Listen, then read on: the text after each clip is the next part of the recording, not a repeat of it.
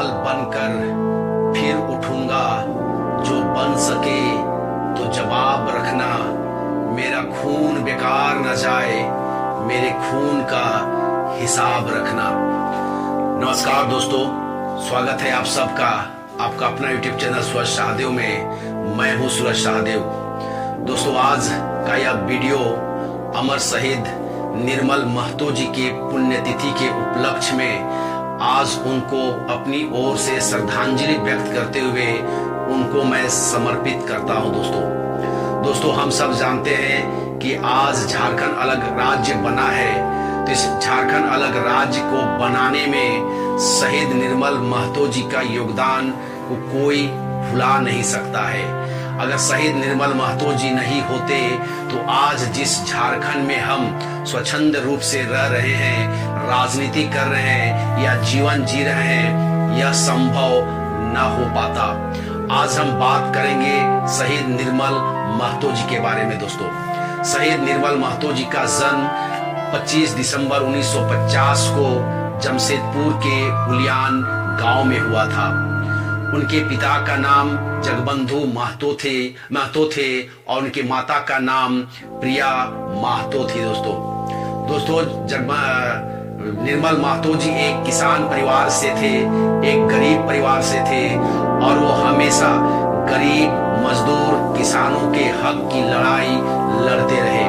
उनकी जो प्रारंभिक शिक्षा हुई वो Jamshedpur Tata workers union high school से हुई। वो मैट्रिक वहां से पास किए।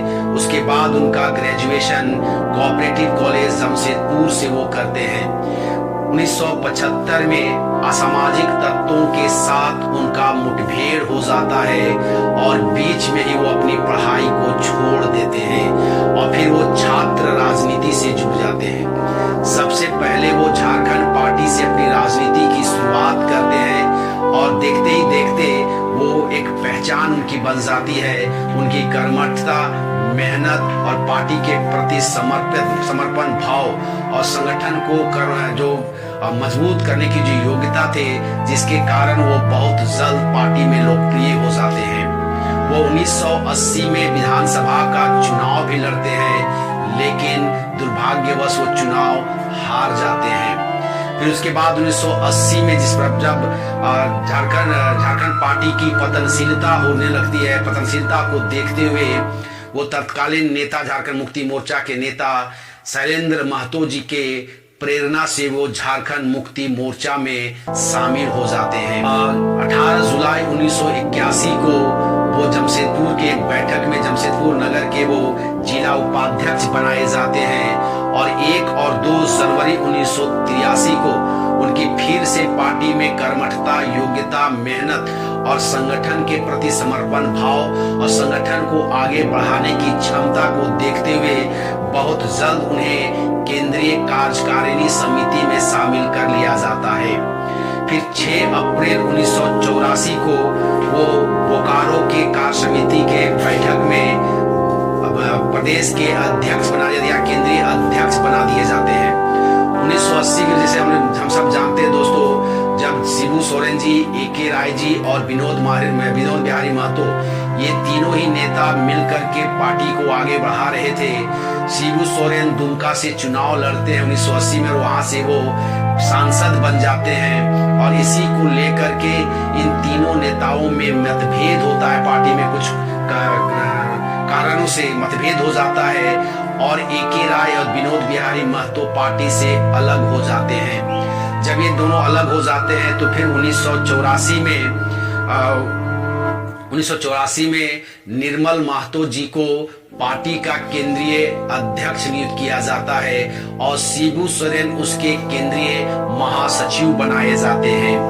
ये 1984 में दोस्तों रांची लोकसभा का चुनाव भी लड़ा था, लेकिन फिर से एक बार बदकिस्मती ने उनका साथ नहीं छोड़ा और वो चुनाव हार गए। उसके बाद 1985 में वो ईचागढ़ विधानसभा का भी चुनाव लड़ते हैं और फिर से बदकिस्मती उनका साथ नहीं छोड़ती है और फिर से वो चुनाव हार जाते हैं। 1986 में फिर से वो 28 अप्रैल 1986 को फिर से वो दूसरी बार अध्यक्ष बनाए जाते हैं। बोकारो के मकर समिति में जो सम्मेलन होता है, वहां पर मकर समिति महासम्मेलन होता है, उनमें उसमें उनको फिर से एक बार अध्यक्ष नियुक्त किया जाता है। लेकिन अब चूंकि वो दो बार जब अध्यक्ष बन जाते हैं, तब उनको झारखंड अलग राज्य की मांग को तीव्रता देने की एक जरूरत महसूस होती है। उनको लगता है कि सिर्फ झारखंड मुक्ति मोर्चा के सहारे जो झारखंड अलग राज्य की मांग या आंदोलन जो चल रहा है, उसको मंजिल तक पहुंचाना संभव नहीं दिखाई देने लगा।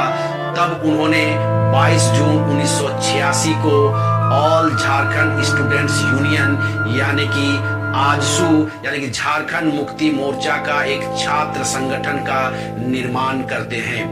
उस वक्त 22 जून 1986 को जमशेदपुर में सुनारी में एक बैठक होती है, जहां इसका गठन किया जाता है और प्रभाकर तिर्की को इसका अध्यक्ष बनाया जाता है। वहीं सूर्य सिंह बेसरा को इसका महासचिव बनाया जाता है। यह जो आजसू तत्कालीन जो ऑल झारखंड स्टूडेंट्स यूनियन का जो निर्माण किया गया था दोस्तों, ये दोस्तों असम के या बोडोलैंड में जो जिस प्रकार से all Jharkhand Assam students union के तर्ज पर इसका गठन किया गया था और आंदोलन को तेज किया गया था। और आजसू जब से इसका गठन हुआ था दोस्तों, आजसू ने झारखंड आंदोलन की जो लड़ाई थी, मांग थी या आंदोलन था, उसको तीव्र गति प्रदान किया था, तीव्रता उसमें ला दी थी।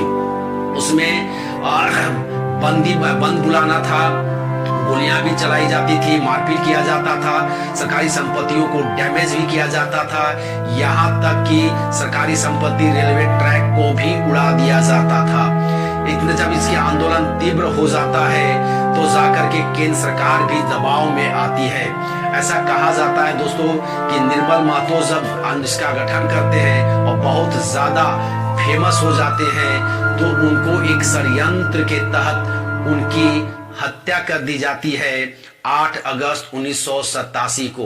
कहा जाता है कि वो टेल्को के गेस्ट हाउस से जब वो सूरज मंडल और निर्मल महतो अपने अन्य कार्यकर्ताओं के साथ बाहर निकल रहे थे, तो एक अम्बेसडर कार में 3-4 लोग आते हैं और जैसे सूरज मंडल उन कार में बैठे लोगों को देखते उतरते हुए देखते हैं, ये निर्मल महतो जी से अब कहते हैं कि आप अंदर जाइए, अंदर जाइए।